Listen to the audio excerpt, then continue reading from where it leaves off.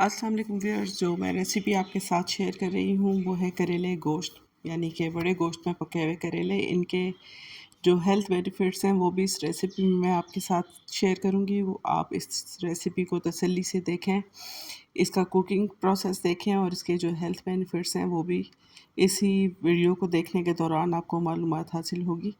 इसके लिए मैंने सबसे पहले जो अरेंजमेंट किया है उसमें आधा किलो बीफ लिया है और तकरीबन 800 ग्राम मैंने करेले लिए हैं। करेलों को छीलकर नमक से धोकर उनको अच्छे से साफ़ कर लिया है, धो लिया है। करेले साफ़ करने का प्रोसेस उसकी लिंक आपको इसकी डिस्क्रिप्शन में मिलेगी। ये 500 ग्राम गोश्त हमने पानी में डाल दिया थोड़ी सी देर उबालने के लिए। बस एक उबाल देना है इसको ताकि इसका गोश्त का जो वो कुछ झाग झाग से आते हैं पर वो धुल जाएँ। उसके बाद इसमें आप उस पानी को फेंक कर साफ़ पानी ऐड करना है और साफ़ पानी में आपने हस्बे ज़ायक़ा नमक डालना है। गोश्त चूँकि प्रेशर कुकर में गलता है, इसलिए प्रेशर कुकर में हम इसे डालेंगे। हमने हल्दी पाउडर ली हाफ़ टी स्पून, धनिया पाउडर लिया 1 टीस्पून और सुर्ख मिर्च पाउडर लेंगे हम 2 टीस्पून, यानी कि 2 चाय की चमची।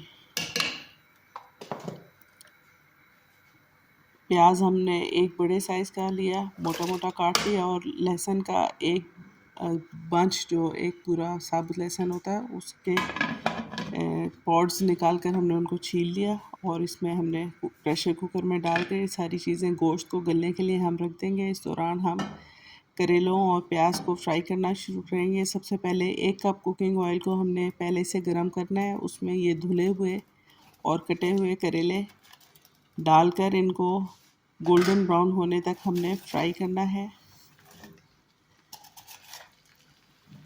इनको गोल्डन ब्राउन करने से एक तो ये सॉफ्ट हो जाते हैं, गल जाते हैं। पहले क्रंची होते हैं, फिर पकाने के बाद सॉफ्ट हो जाते हैं। दूसरा ये जायके में बहुत अच्छे हो जाते हैं, इनकी कड़वाहट ख़त्म हो जाती है। आप चाहें तो थोड़ी सी देर के लिए इनको कवर कर दें ताकि ऑयल की छींटें इधर उधर ना उड़ने पाएँ।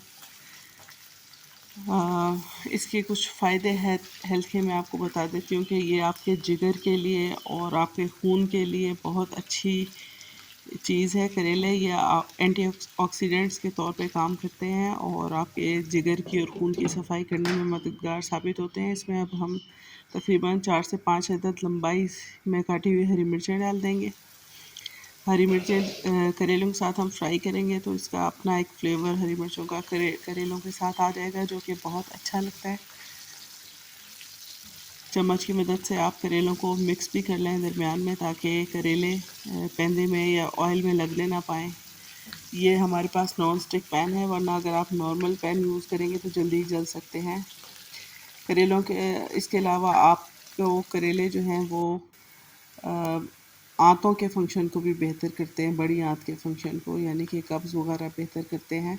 इसलिए करेलों को बाकायदगी से इस्तेमाल करना चाहिए। शुगर के लिए तो ये हैं ही अच्छे।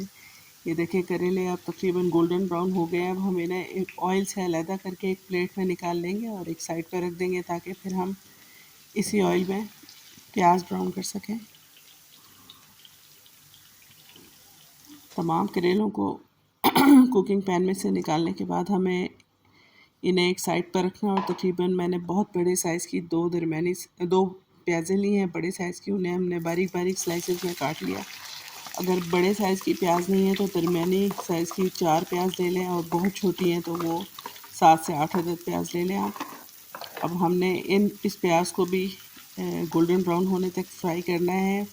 मज़े की बात है कि जिसने भी ये रेसिपी ईजाद की थी उसने हेल्थ पॉइंट ऑफ व्यू को बहुत ज़्यादा मद्देनज़र रखा, क्योंकि जब इस प्याज को हम गोल्डन ब्राउन कर लेते हैं तो इसके भी हेल्थ बेनिफिट्स बिल्कुल ही डिफरेंट हो जाते हैं और इनका फिर तले हुए करेलों के साथ कॉम्बिनेशन बहुत ही ज़्यादा हेल्दी साबित होता है।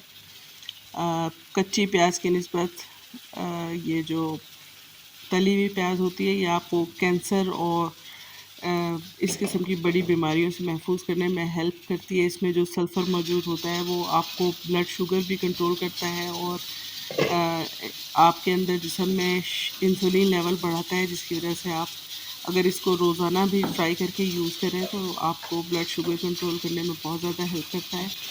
और जब हम करेलों का और तली हुई प्याज का कम्बिनेशन कर लेते हैं तो ये एक बहुत ही ज़्यादा हेल्दी डिश बन जाती है, जिसमें हम देख सकते हैं कि शुगर कंट्रोल होना, मैदे का निज़ाम बेहतर होना, आंतों का निज़ाम बेहतर होना, कोलेस्ट्रॉल लेवल कंट्रोल होना और शुगर और कैंसर से महफूज रखने में ये हमारे मददगार साबित होते हैं।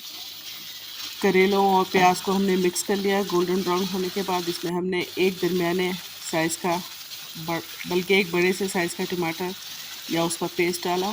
अब हम टमाटर को इन करेलों और प्याज के साथ इतना भून लेंगे कि टमाटर का स्लाइस उसमें घुल जाए और एक फाइन शेप बन जाए।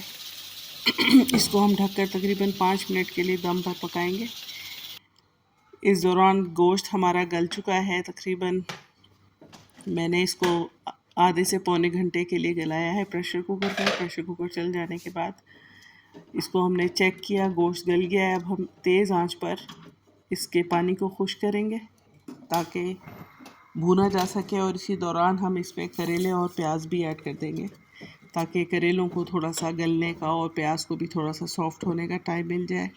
ये देखें, फ्राई किए हुए करेले और प्याज हमने इसमें डाल दिए। साथ ही ऑयल इसमें ऑलरेडी मौजूद है, टमाटर भी हम डाल चुके हैं, हमें ऑयल और टमाटर डालने की ज़रूरत नहीं है। गोश्त गलाते वक्त मैंने निस्बतन नमक इसमें कम लिया था, क्योंकि करेले धोने के लिए हम नमक इस्तेमाल करते हैं तो ऑलरेडी करेलों में नमक ज़्यादा होता है, इसलिए बेहतर है कि गोश्त गलाने के लिए आप उसमें कम नमक इस्तेमाल करें। अब इन तमाम चीज़ों को मिक्स करके ढक के हम तकरीबन 15 से 20 मिनट के लिए गलने के लिए छोड़ देंगे। 15 से 20 मिनट के बाद जब हम इसे चेक करेंगे तो ये देखें ऑयल इसका सेपरेट हो चुका है, करेले और प्याज भून चुके हैं, प्याज ऑलमोस्ट भून जाती है इसमें और करेले हमारे अलहदा से गल जाते हैं।